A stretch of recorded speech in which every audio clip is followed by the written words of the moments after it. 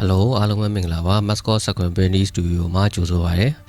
ဒီတစ်ခေါက်ကတော့ကျွန်တော်တို့ဘောင်းအလင်းပြပြီးပြီဆိုတော့ဘောင်းရေးဆေးတဲ့သင်ခန်းစာကိုအသေးသေးရှင်းပြပေးပါမယ်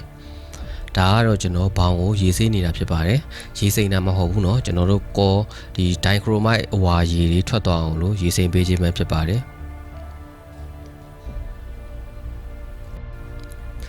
ကျွန်တော်တို့ရေးစိမ့်ပြီးသားဘောင်းကိုဒီ spray gun နဲ့ရေးထိုးပေးဖို့လိုပါမယ်ဒီ spray gun မရှိသူများကကျွန်တော်တို့လက်ညှစ် spray gun စပယ်ညက်ဆိုင်တွေမှာသုံးတဲ့ spray ဘူးလေးတွေကိုသုံးလို့ရတယ်เนาะ spray ဘူးအသုံးပြုမယ်ဆိုရင်တော့ကျွန်တော်တို့ရေကိုအရင်စိမ့်ပြီးရင်ဖော့လေးနဲ့နည်းနည်းပုတ်ပေးလိုက်ဖော့နဲ့ပုတ်ပြီးကကြမှာကျွန်တော်တို့ spray ဘူးနဲ့ဖြန်းတာကပို့ပြီးတော့မြန်တယ်เนาะမဟုတ်ရင် spray ဘူးနဲ့ဒီလက်နဲ့လိုက်ညှစ်နေရတာပို့ပြီးအချိန်ကြာတယ်เนาะဒါပေမဲ့ကျွန်တော်အကြံပြုချင်တာကတော့ကျွန်တော်တို့ဒီ KG မှာဆိုရင်ကျွန်တော်တို့ spray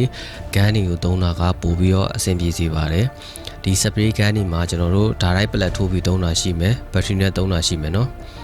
ဒီ spray gun တွေမှာကြတော့ရေအားကိုအလျှော့တင်းလုပ်လို့ရမယ်ပြီးတော့ကြတော့ရေဖွာချင်တာလားစုချင်တာလားဆိုပြီးတော့နှစ်ခုလုပ်လို့ရမယ်เนาะအဲ့တော့ကြတော့ကျွန်တော်တို့ဘောင်းဖွင့်တာမှာပို့ပြီးတော့အဆင်ပြေစေပါတယ်ကျွန်တော်တို့ဘောင်ဖွင့်ရမှာလဲကျွန်တော်တို့အနားလိုင်းတွေကိုတခြားတိကျပြတ်သားနေအောင်ဖွင့်ပေးဖို့လိုပါမယ်ဒီလိုဖွင့်ရမှာကျွန်တော်တို့မြင်သာထင်သာရှိအောင်လို့နောက်ကနေပြီးတော့ကျွန်တော်တို့အလင်းပေးထားတဲ့အလင်းပေးကုန်တစ်ခုလိုပါမယ်အလင်းပေးကုန်ရှိကြကြမှာပဲကျွန်တော်တို့ကဒီပုံရိပ်ကိုတခြားမြင်ရမှာဖြစ်တဲ့အတွက်အလင်းပေးကုန်ကမရှိမဖြစ်လိုအပ်ပါတယ်နော်ကျွန်တော်တို့ဒီ spray gun နဲ့ထိုးရမှာလဲ spray gun ကိုတအားကြီးကပ်ပြီးတော့မထိုးဘူးเนาะတအားကြီးကပ်ပြီးထိုးမယ်ဆိုရင်သူကဘောင်ကကော်ရီကကျွတ်သွားတတ်တယ်เนาะနောက်ပြီးတော့တနေရာတဲကိုလည်းအကြာကြီးမထိုးပါဘူးကျွန်တော်တို့လက်ကလေးကိုဆဆပြီးတော့နေရာရွှေ့ပြီးတော့ထိုးပါမယ်နောက်တစ်ခုကကျွန်တော်တို့ဒီ spray gun တွေကိုသုံးခြင်းအပြင်ကျွန်တော်တို့ပုံရိပ်ထဲမှာအညှိကြံတာညှော်နေစေတယ်เนาะပုံရိပ်ကိုလည်းကျွန်တော်တို့အခုပြထားတဲ့လိုမျိုးပဲကျွန်တော်ရေထိုးသလိုမျိုးပဲပုံရိပ်ကိုရှင်းတန်နေအောင်ရေထိုးပေးရမှာဖြစ်ပါတယ်အခုကကျွန်တော်ကဒီဘောင်ဖောက်နေကြဖြစ်လို့ကျွန်တော်ကမြန်ပါတယ်ပြီးတော့ကြတော့တိကျတယ်ဒီမှာကျွန်တော်လိုချင်တဲ့နေရာတွေပဲပွင့်သွားတယ်မလိုချင်တဲ့နေရာတွေမပွင့်ဘူးเนาะအခုမှဆဆလိုချင်လူတွေကတော့ဒီဘောင်မပွင့်တာလည်းဖြစ်နိုင်တယ်ဒါမှမဟုတ်ဘောင်အပွင့်လွန်သွားတာလည်းဖြစ်နိုင်ပါတယ်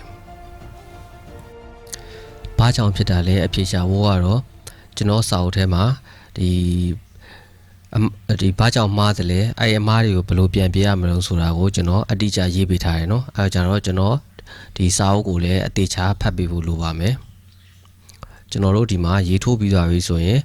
ဒီအကြီးကို6အောင်လို့ dryer နဲ့လာမှုတ်မယ်เนาะမှုတ်တဲ့နေရာမှာကျွန်တော်ရဲ့ထုံးစံကတော့ကျွန်တော်ကပုံကိုပဲအရင်မှုတ်ပါတယ်ဘာလို့လဲဆိုတော့ကြတော့ပုံထဲကိုကျွန်တော်မလိုအပ်တဲ့ဘေးကရေတွေစီးကြမလာအောင်အတွက်ပဲဖြစ်ပါတယ်တကယ်လို့ကျွန်တော်ဒီဘောင်က6သွားပြီဆိုရင်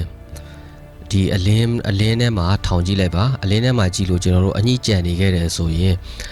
အဲ့ဒါကိုကျွန်တော်ဖော်ရုံးလေးကိုနည်းနည်းစွတ်ပြီးတော့ဒီအညှိကြံတဲ့နေရာကိုပို့ပြီးတော့အညှိကိုရှင်းနိုင်ပါတယ်တော့ဒီမှာဆိုရင်ကျွန်တော်ဘောင်ဖောက်ထားတာကအဆင်ပြေခဲ့တဲ့အတွက်ပုံကရှင်းတန်နေတယ်เนาะအနားလိုင်းနေလည်းပြတ်သားပါတယ်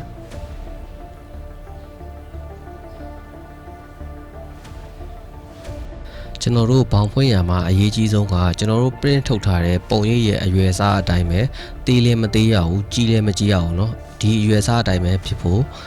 လိုပါတယ်ဒီနေရာမှာကျွန်တော်တို့က point နေရာတွေကလည်းအလင်းကာထားတာဖြစ်တဲ့အတွက် point နေရာတွေကလည်းဘောင်ဖွင့်တဲ့နေရာမှာရောပြီးတော့ပွင့်သွားတယ်เนาะအဲ့ပွင့်သွားတဲ့ point နေရာတွေကိုကျွန်တော်တို့ဖာဖို့အတွက်တိတ်နဲ့ဖာလို့ရတယ်လို့ကော်ပြားနဲ့လည်းဖာလို့ရပါတယ်တိတ်နဲ့ဖာရင်တော့ကျွန်တော်တို့ဒီပွင့်သွားတဲ့နေရာလေးကိုလိုက်ကတ်လိုက်ရုံပဲเนาะကော်ပြားနဲ့ဖာမယ်ဆိုရင်တော့ကျွန်တော်တို့ဒီသူများတွေကစုပ်တန်သုံးတာလည်းရှိတယ်เนาะကျွန်တော်ကတော့စုပ်တန်မသုံးဘူးကျွန်တော်ကအချင်ဘူးတဲ့ကိုကျွန်တော်ကကော်ပြားတွေကိုထည့်လိုက်တယ်ပြီးတော့じゃမှလိုသလောက်နည်းနည်းလေးပဲညှစ်ချပြီးတော့ဒီအပြားတစ်ခုနဲ့ကျွန်တော်ကလိုက်ပိတ်လိုက်တယ်เนาะနီးစနစ်တွေကတော့ဘယ်လိုပဲလုပ်လို့ပါကျွန်တော်တို့ဒီယူရချက်ကတော့အတူတူဖြစ်ဖို့လိုပါတယ်ကျွန်တော်တို့အခုဒီလိုလုပ်ရတဲ့ယူရချက်ကမလိုအပ်ဖဲတဲ့ပေါက်သွားတဲ့နေရာတွေပွင့်သွားတဲ့နေရာတွေကိုပြန်လဲဖာထေးဖို့အတွက်ပဲဖြစ်ပါရဲ့เนาะဘယ်လိုနည်းနဲ့ဖာပါ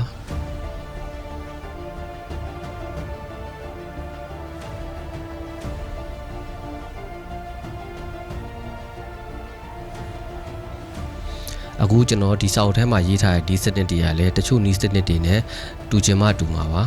ဒီဟာကကျွန်တော်တို့ကဘယ်လမ်းကြောင်းကသွားရောက်နိုင်တဲ့လမ်းကြောင်းတွေများပါတယ်အဲ့လိုကြတော့ကျွန်တော်တို့ကနီးစနစ်တွေလည်းအများကြီးရှိပါတယ်အဲ့ထဲကမှကျွန်တော်နဲ့ကိုက်ညီတဲ့နီးလန်းတွေကိုပြန်လည်မျှဝေပေးနေတာပဲဖြစ်ပါတယ်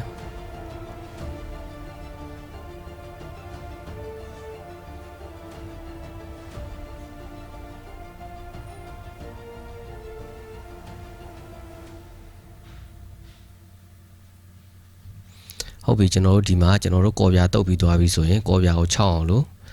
hair dryer နဲ့မှုတ်မယ်နော်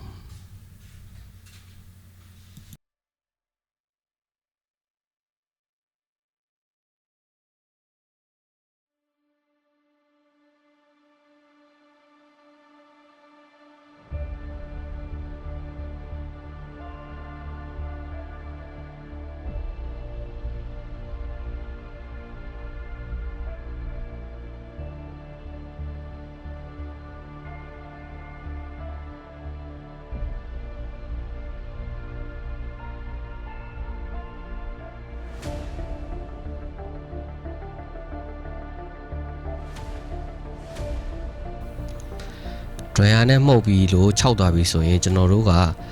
ဒီဘောင်းတွေကိုတိတ်ကပ်ပေးဖို့လိုပါတယ်ဒီတိတ်ကပ်တဲ့နေရာမှာကျွန်တော်တို့အပြင်ဘက်ကိုကတ်တာတော့လွယ်ပါတယ်နည်းနည်းခက်တာကကျွန်တော်တို့အတွင်းလိုင်းကိုကတ်တာတော့နည်းနည်းခက်ပါတယ်နော်ကျွန်တော်တင်တန်းသားရီမှာတစ်ခေါက်တည်းနဲ့ဒီအတွင်းကိုတိတ်ကတ်တာရသွားတယ်လို့တယောက်မှမရှိပါဘူးနော်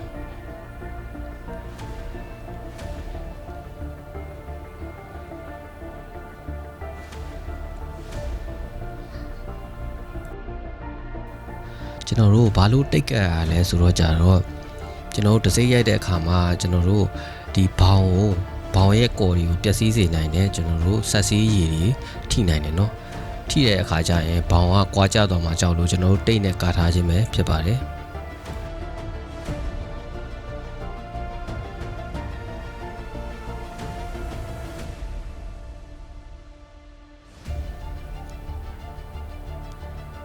ဒီမှာကျွန်တော်တို့အတွင်းဘက်ကိုတိတ်ကတ်တာကို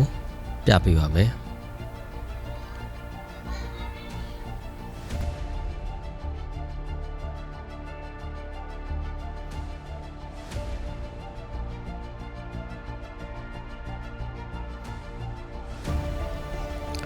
ဒီနေရာမှာကျွန်တော်တို့အတွင်းကိုတိတ်ကတ်မယ်ဆိုရင်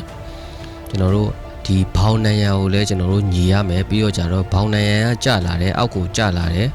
ဒီပိုးစာမှာထိနေတဲ့ဟာကလည်းညီရမှာဖြစ်ပါတယ်မဟုတ်ရင်ကျွန်တော်တို့ဒီစကေဘာဆွဲတဲ့နေရာမှာစကေဘာနဲ့တိုက်ပြီးတော့ဒီတိတ်ကပြဲသွားတတ်တယ်เนาะအဲ့ဒါကြောင့်မလို့ကျွန်တော်တို့ဒီနံရံတွေကိုကျွန်တော်တို့ထောက်90ဒီဂရီကျနေဖို့အရေးကြီးပါတယ်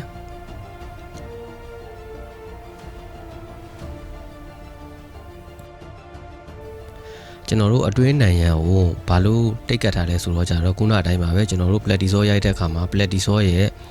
ဒီဆက်စီအရှိကဒီကျွန်တော်တို့ဘောင်မှာကတ်ထားတဲ့ကော်နဲ့တွေ့တဲ့အခါဆိုရင်အဲ့ကော်တွေကပျော်သွားတယ်ပျော်သွားတဲ့အခါမှာကျွန်တော်တို့ကတ်ထားတဲ့ပိုးစာကဘောင်ကနေပြီးကျွတ်ထွက်သွားတတ်တယ်เนาะအဲ့လိုမျိုးမဖြစ်အောင်လို့ဒီတိတ်ကမဖြစ်မနေကတ်ကိုကတ်ပေးရပါမယ်